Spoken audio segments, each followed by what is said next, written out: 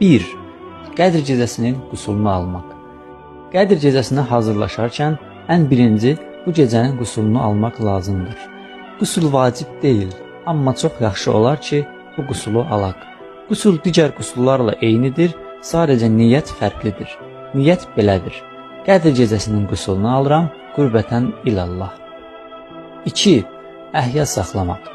Axşam namazından sübh namazına qədər oyaq qalaraq ibadət etmək və gecənin əməllərini yerinə yetirmək.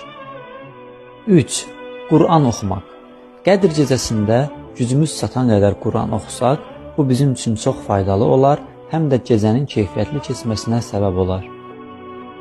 4. Salavat zikr etmək. Gecə ərzində Peyğəmbər və onun əhl-i beytinə çoxlu salavat göndərə bilərsiniz. Bu həm çox sadədir, həm də çox böyük savabları var. 5. Halallaşmaq. Qədr gecəsində insanlardan halallıq almağa və haqqınızı insanlara halal etməyə çalışın. Çünki bu bağışlanmanın şərtidir. Gərək əvvəl biz bir-birimizi bağışlayaq ki, Allah da bizi bağışlasın. 6. Sədəqə vermək. Yaxşı olar ki, Qədr gecəsinin əməllərinə başlamazdan əvvəl ehtiyaclı insanlar üçün bir miqdar sədəqə ayıraq. 7. İstiğfar etmək. 100 dəfə Əstəğfirullaha Rabbi və Ətubu İleyh zikrini təkrar demək. 8. Qədr gecəsinin namazını qılmaq.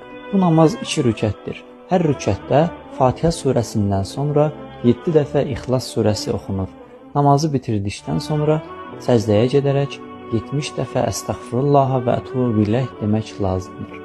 Namazın niyyəti belədir: Qədr gecəsinin namazını qılıram, qürbətən ilallah. 9. İki Allah. Quranı başa qoyaraq Allahı məsumlara and veririk və bağışlanmaq istəyirik.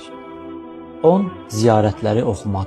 İmam Hüseyn, Həzrəti Əbəlfəzl, Həzrəti Əli Əkbər və digər Kərbəla şəhidlərinin ziyarətlərini oxumaq.